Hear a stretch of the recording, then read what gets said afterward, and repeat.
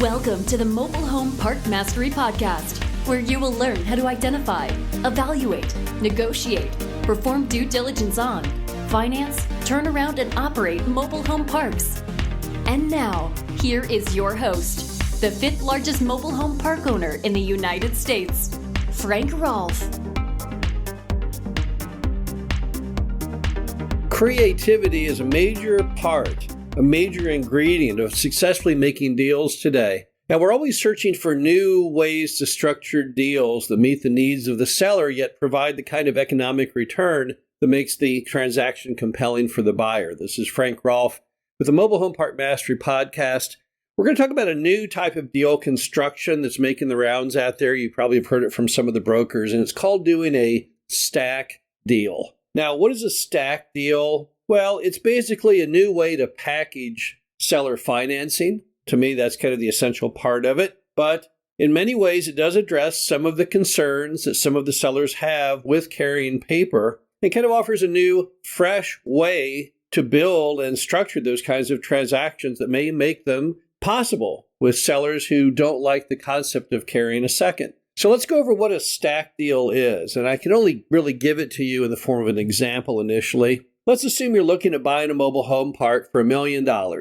And the way a stack deal would work, the way you would structure that transaction is you would pay mom and pop $600,000 cash at closing using a bank loan with a first lien position. And you, of course, would put, let's say, 20% down on that $600,000 cash at closing price with the lender. And then mom and pop sellers carry $400,000 of that as a second, but in a format in which their second is not the standard kind of second, because we're all familiar with a second mortgage. It's something that, is a turnoff to many of your sellers because there's no collateral behind it. But in this case, they stay on as part of the ownership group until they get paid off. So they're kind of in the loop, kind of a decision maker, and they get paid in a first priority over anyone else as part of that agreement for staying in the ownership group. So what do you really have then if you're the seller? Well, you got $600,000 in your pocket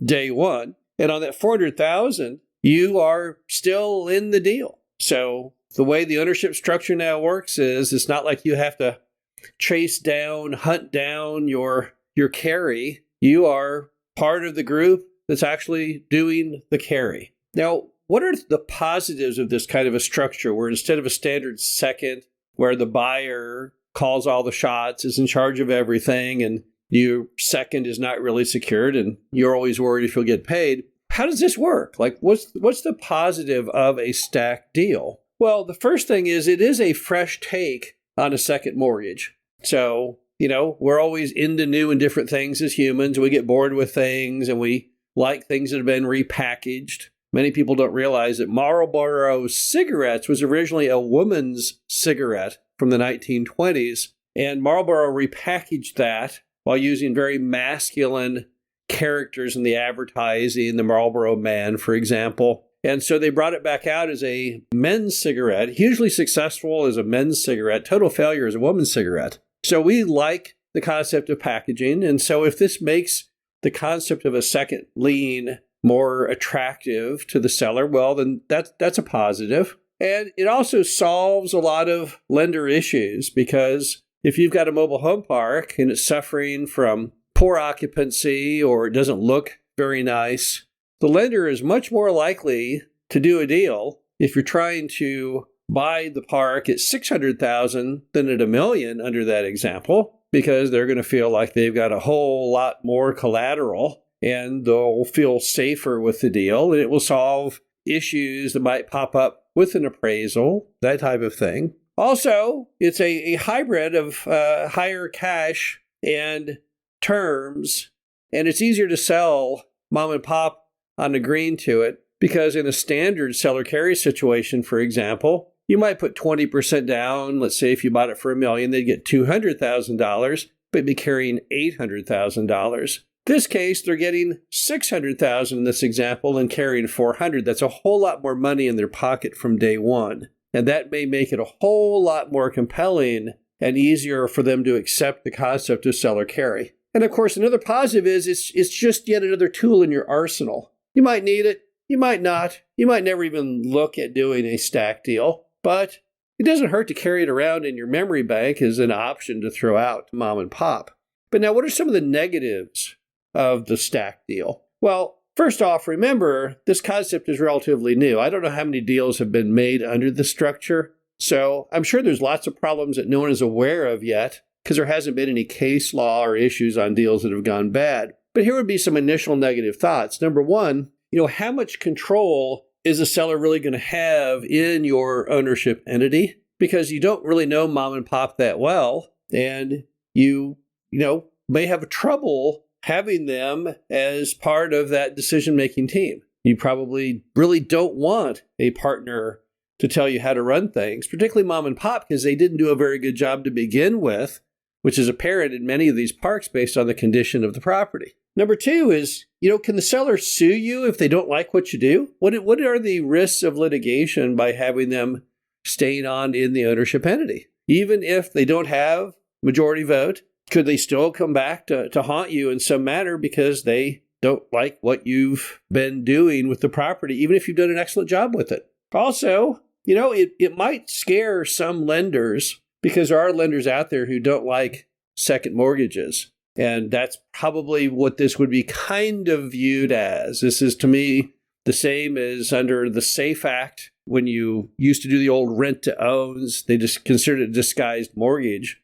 I could see a lender saying, well, wait, this is just a disguised second mortgage. So as a result, we're not doing this deal because it's not the bread and butter thing that we are typically used to. And of course, you've got the age-old problem that having mom and pop in the loop with you, with their frame of reference of how the park business works, and their often antiquated ideas and their issues such as trying to maintain very low rents and not put a whole lot of CapEx back in. You may be on very opposing teams as far as where you see things going, and you would not want them to throw up any kind of blockades or derail you, or perhaps go to the manager behind your back and say, oh, yeah, well, I know the guy said to do this or do that, but I really don't want you to do that. I think the biggest issue to me is it's just not had a lot of testing yet. And the problem you have when you're a pioneer is that you can often go on to do wonderful things. But if you look at old Western movies, pioneers often get ambushed and killed because they're out there in the wilderness and they're not 100% sure of what's going to happen or what's around the next bend. So the bottom line on the stack deal is it's new, it's different. It might work in some circumstances. I could see how it might be a successful concept in some deal constructions, particularly situations where you've got issues, operational issues that are scary to lenders, where things have a little more hair on it, where mom and pop and the buyer need to both get inclusively creative to get the deal over the goal line. Because there's no question that many sellers have been classically trained not to carry second mortgages. Their attorneys often tell them, now, don't get involved in that deal unless you're in a first lien position, so you have the property as collateral. And this might just work to get them over the goal line, because now something which they thought they had a handle on has been changed. It gives them something new to think about, and in some cases that might be the little catalyst that makes the deal possible. This is Frank Rolfe with the Mobile Home Park Mastery Podcast. Hope you enjoyed this. Talk to you again soon. Thank you for listening to the Mobile Home Park Mastery Podcast. Be sure to visit us at mhpmastery.com to subscribe to the show, read our show transcriptions, and access all of our great information on mobile home park investing.